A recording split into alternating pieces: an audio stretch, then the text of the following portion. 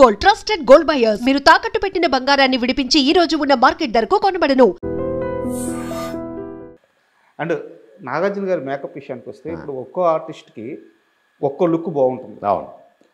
Camera ఫ్రేమ్లో పెట్టినప్పుడు కూడా సైడ్ ప్రొఫైల్ అనో లేకుంటే టైట్ క్లోజ్ అనో ఇలా పెడితే బాగుంటుంది అనమాట. మీరు ఆయనకి చాలా సంవత్సరాలు మేకప్ వేశారు కాబట్టి మీకు ఆయన ఏ ప్రొఫైల్ బాగా నచ్చుద్ది?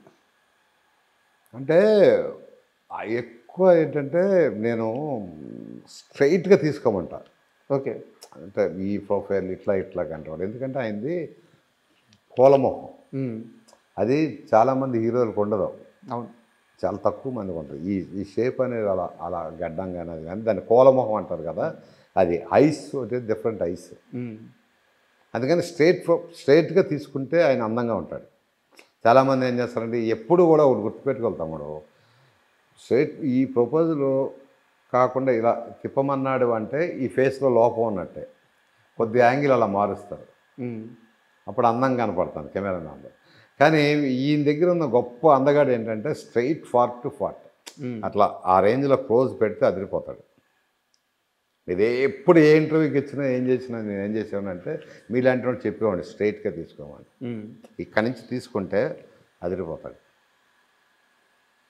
అంతేగాని ఈ యాంగిల్కి సినిమాలో యాంగిల్ అంటే ఆ సైజును ఈ సైజును కట్ చేస్తారు కాబట్టి వస్తాయి. కానీ స్ట్రైట్ నాగార్జున గారి ఫోటో తీసుకోవాలంటే స్ట్రైట్. ఇప్పుడు అది చూడండి, మీ ఇద్దరం దిగిందంటే స్ట్రైట్ యాంగిల్ అంతా. అవును, అంత అందంగా ఉన్నాడు చూడండి, కింగ్ కదా. మళ్ళీ దీంట్లో చూడండి, మళ్ళీ పోద్ది ఆ స్ట్రైట్. సూపర్. అంటే ఈ శివ సినిమా విషయానికి వస్తే డైరెక్టర్లుగా చాలామంది అసిస్టెంట్లుగా పనిచేశారు. అవును. ముఖ్యంగా వంశీ గారు ఒకరోజు ఆయన ఒక డబ్బింగ్ థియేటర్లో చిన్న నేల మీద అట్ట కొనుక్కొని నిద్రలేదంట. రోజు మొత్తం మీద 1/2 అవర్ 1 అవర్ నిద్ర అంట. అట్లా నేల మీద కొనుక్కొని ఉంటే చూశాడంట ఆర్జీవి. అది ఈ మధ్య కూడా ఆయన ప్రస్తావించారు. వంశీ, నేను మర్చిపోలేదు వంశీ, నిద్ర కూడా పోకుండా నువ్వు అట్లా నేల మీద కొనుక్కొని. చెన్నైలోనా? ఏందా ఇన్సిడెంట్ ఒకసారి చెప్పండి. అప్పుడు ప్రసాద్ ల్యాబ్లు ఇవన్నిటి కష్టం కాబట్టి చెన్నై వెళ్ళాం. చెన్నై వెళ్ళినప్పుడు చెన్నైలో అది విజయన్ థియేటర్ అంటే అది పేరు గుర్తులేదు. థియేటర్లో పాపం డబ్బింగ్ చెప్పి తర్వాత మిక్సింగ్లు చేసి అవి చేసి నిద్ర ఉండేది కాదు వీడికి. రాము గారు చూస్తేనేమో వెళ్ళేసి రామునే ఏ టైంకి వస్తాడో తెలియదు. ఎయిటింగ్ కానీ అంత టేబుల్ అంతా అక్కడే కదా. వాడికి నిద్ర ఉండేది కాదు. కళ్ళు ఇంత ఇప్పటికీ పాపం కళ్ళు ఇంతే కళ్ళు ఉంటాయి ఆడి. దాని ఏదో ఇంత అయిపోయాయి పాపం. అంటే వర్క్ టెన్షన్కి ఎక్కడంటే అక్కడ పడుకునేవాడు బాబు. బాగా కష్టపడి పడుకునేవాడు. ఒకసారి రాము గారు వచ్చి చూశాడంట. చూసి ఏంటో జనరల్గా జరుగుతూ ఉంటాయి నాన్నయ్య అన్నీ. సో అప్పటి నుంచి ఆయన మీద ఇంకా లవ్ ఎక్కువైపోయినట్టుంది ఆర్జీవికి. ఆర్జీకి ఒకళ్ళని కదా కష్టపడినప్పుడు ప్రతి వాడికి. ఇప్పుడు నేనన్నా లవ్వే, వంశీ అన్న లవ్వే, ఉత్తేజ్ అన్న లవ్వే. అంటే ఆయన కష్టాన్ని పని చేస్తున్నాడా లేదా. అండ్ షూటింగ్ సమయంలో శివ షూటింగ్ సమయంలో మీకు మర్చిపోలేని జ్ఞాపకం, ఆ రోజు జరిగిన ఇన్సిడెంట్ ఇప్పటికీ నాకు కళ్ళ ముందు నేను చెప్పాల్సి వస్తే ఏ ఇన్సిడెంట్ చెప్తారు? చిన్నతో మేము చేస్తున్నాం. అవును, ఆ పోల్ని చేంజ్ చేసుకుంటే వెళ్తున్నా స్టడీగా వెళ్తుంది. అది ఒరిజినల్గా కొట్టుకున్నాడు ఆ పోల్. చిన్న సౌండ్ కంగమనంగానే అయిపోయాడు రీడ్ అనుకున్నాం. మర్చిపోయింది ఏంటంటే ఆ కొట్టుకుంటూ అంటే పాపం పరిగెత్తుకొచ్చి ఇట్లా తిరిగేటప్పటికి వెనక పోల్ ఉంది. ఒరిజినల్గా కొట్టుకున్నాడు. అది అలాగే ఆ స్టైల్ బాగుంది పెట్టేయి అన్నాడు అంతే. ఆ తర్వాత చూస్తే వాడికి ఇంత బొప్పి అసలు తలకాయ పగిలిపోయింది అనుకున్నాం. అది మటుకు ఇప్పుడు కూడా మర్చిపోలేను. పోల్ అంటే అంత ఎంత హెవీగా పరిగెత్తుకుంటే పోల్ తగలటం అంటే మామూలు మాట కాదు. అది అసలు శివాలో ప్రతిదీ ఒక మెమరీ అనండి. ఇదే కాదు, పరిగెత్తుకుంటే అంత పరిగెత్తుకుంటుంటే పక్కన ఒకడొచ్చి కత్తిస్తే ఈయన నరుకుతాడు. మేమేమనుకుంటున్నాం అంటే పరిగెత్తుకొచ్చినాడు నరుకుతాడు అనుకోండి ఎక్స్పెక్ట్ చేస్తున్నాం థ్రిల్. ఓకే. ఇప్పుడు రౌడీలు పరిగెత్తుకుంటూ వస్తున్నప్పుడు ఒకటి చేతిలో కత్తి ఉంది, వాడే వేసేస్తాడు అనుకొని ఎక్స్పెక్ట్ చేస్తున్నాం. వాడు వచ్చాగానే ఇంకోటి కత్తి అడుగుతాడు వెళ్ళి. మరి అంటే ఇట్లా మాకు కూడా ఏమిటంటే మేము అనుకున్న దానికంటే స్పాట్లోనే కొన్ని విచిత్రమైన పనులు జరిగాయి, ఆశ్చర్యంగా ఉండేవి. అంతే కదా, ఇప్పుడు పరిగెత్తుకుంటూ వచ్చేసి ఇప్పుడు కూడా ఎవడో కత్తి పట్టుకుంటే ఆడే వేసేస్తాడు అనుకుంటాం, కానీ ఆయన పక్కన ఈడేసేస్తాడు అనేది శుభలాక్ సుధాకర్. అవునవును, అదొక హైలైట్ షాట్. అది శివ షూటింగ్ జరుగుతున్నంతసేపు నాగార్జున గారి మైండ్ సెట్ ఎలా ఉండేది? అంటే మీరు ఏం చెప్పేవారు? నాగార్జున గారి మైండ్ సెట్ అప్పుడు మాలో కలిసిపోయాడు అంతే, హీరోలాగా ఉండేవాడు కాదు ఆయన. అంటే జనరల్గా ఎందుకంటే ఆయన అందరూ ఇప్పుడు మిగతా హీరోలాగా వచ్చి హీరోలా నడిచి మేము కూర్చుంటే రాకూడదు అలా ఉండేది కాదు. ఇప్పటికీ అలాగే ఉంటాడు ఆయన, తెలిసి మనలో ఒకడిగానే ఉంటాడు. అంటే ఈ మూవీ ఇలా వస్తుంది చంద్ర, నాకు కొంచెం నమ్మకం వస్తుంది, అవన్నీ మాకు ఉండే కాదండి. నమ్మకం వస్తుంది, నమ్మకం లేదు. సినిమా తీసేటప్పుడు మేము మా సినిమాలు తీసుకుంటాం, వెళ్ళిపోతాం. అయితే మన మద్రాసు ఆఫీస్ ఉండేది, అన్నపూర్ణ స్టూడియో ఆఫీసులో. బుర్రా కేవ్లో చేసాం సాంగ్. అవును, ఆ సాంగ్ వేసి చూపించేటప్పుడు సురేంద్ర గారు, వెంకట గారు, నేను, ఉత్తేజు, వంశీ వీళ్ళందరూ సాంగ్ వేస్తున్నారా అన్నారు. మేము చూస్తే సాంగ్ చూస్తే నాకు మతిపోయింది.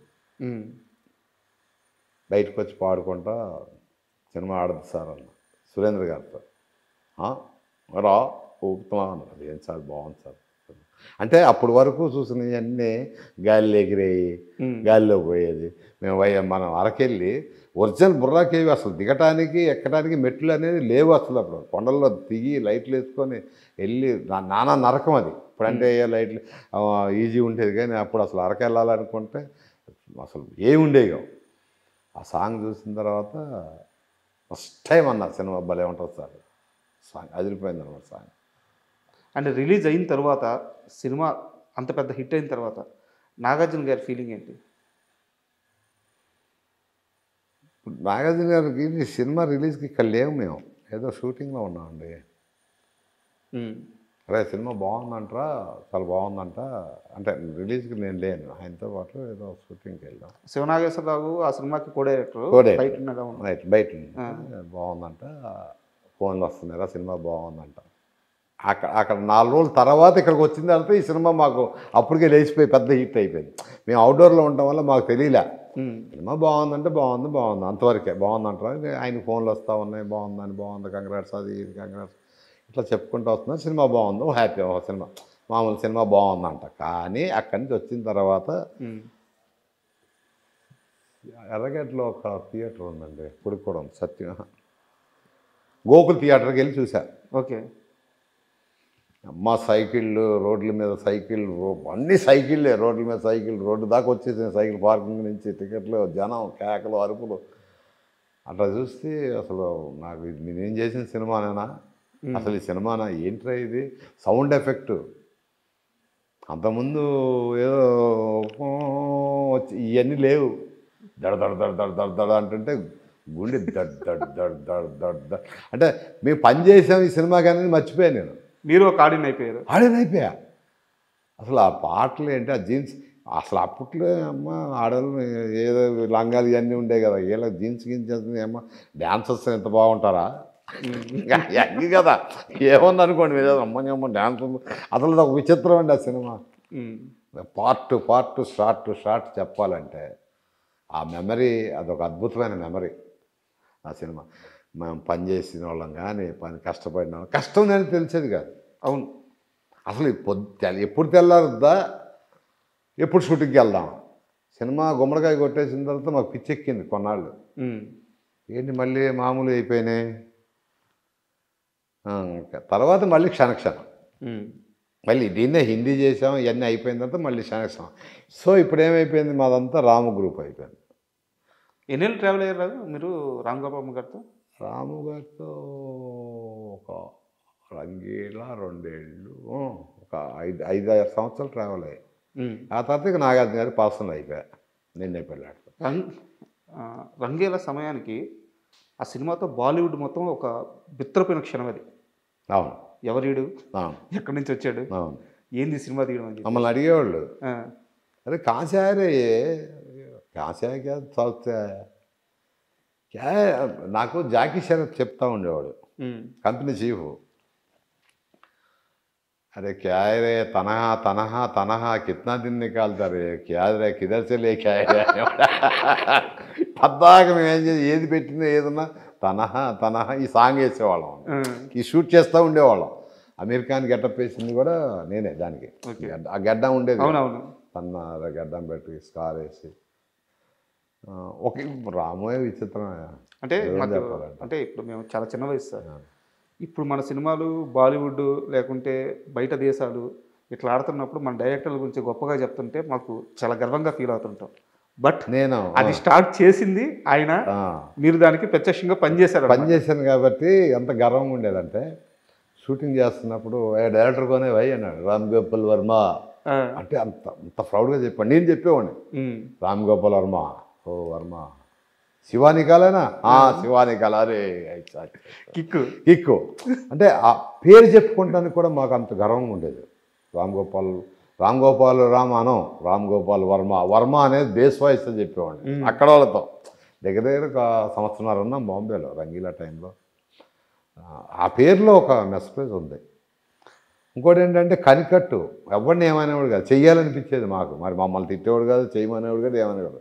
ఆ రాము దగ్గర పక్కన నుంచుంటే ఒక వైబ్రేషన్, ఆ షాట్ ఎలా అంటే ఏం పెట్టిన అదంటే ఏదో మొత్తానికి కాదు. మరి సినిమా ఆయన ముఖం, సినిమా రాము ముఖం.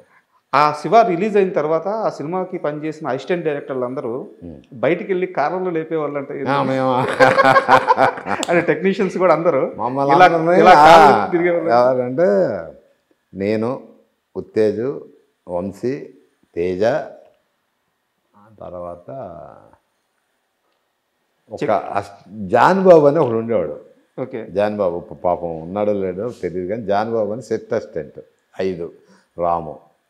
మేము ఎక్కడన్నా షూటింగ్ జరుగుతున్నప్పుడు రాము గారు ఎవరన్నా వెళ్తుంటే ఆయన వెనక మేము కూడా ఇలా కాలంలో వేసుకుని వెళ్తూ ఉండేవాళ్ళం. మీ అమ్మాయి ఇదేం రా శివ బ్యాచ్ అసలు మాకు అది ఒక వింత. శివ బ్యాచ్, శివాని అమ్మాయి ఒక్కొక్కడు ఇలా ఎత్తుకొని ఒక సినిమా అయిందో లేదు ఇట్లా కూడా అన్నోళ్ళు ఉన్నారు. ఒక సినిమా అయిపోయింది, సినిమాకే ఎంత ఇదా అని. అంటే సహజంగా అనుకుంటారు కదా. ఆయన ఎక్కడికి వెళ్ళినా ఆయన వెనక వెళ్తూ ఉండేవాళ్ళం. అంటే ఎందుకు వస్తున్నారు మీరు అనేవాడు కాదు, ఎలా పోతూ ఉండేవాళ్ళం అంతే. అప్పుడు షూటింగ్ తక్కువగా నానా. And don't forget to subscribe to iDream. And for more videos, please subscribe to iDream. Please subscribe to iDream. Please subscribe iDream. And please subscribe to iDream. For more videos, subscribe to iDream. please like, share and subscribe to the channel. Congratulations, iDream. Subscribe to iDream. Subscribe to iDream. So subscribe to iDream Media. iDream ki iDream team andarki huge congratulations. Please subscribe iDream Media. Please subscribe to iDream. Subscribe iDream. Please subscribe to iDream. iDream అంటే నా కళల channel subscribe చేసుకున్న నోరు తిరుగుతలేదు, మీరైతే గంట గుర్తు కొట్టండి. For more such videos, please subscribe to iDream. Subscribe to iDream. Please subscribe to iDream. Please subscribe iDream Media. Please do subscribe to iDream. Please subscribe to iDream Media. For best entertainment and information, please subscribe iDream.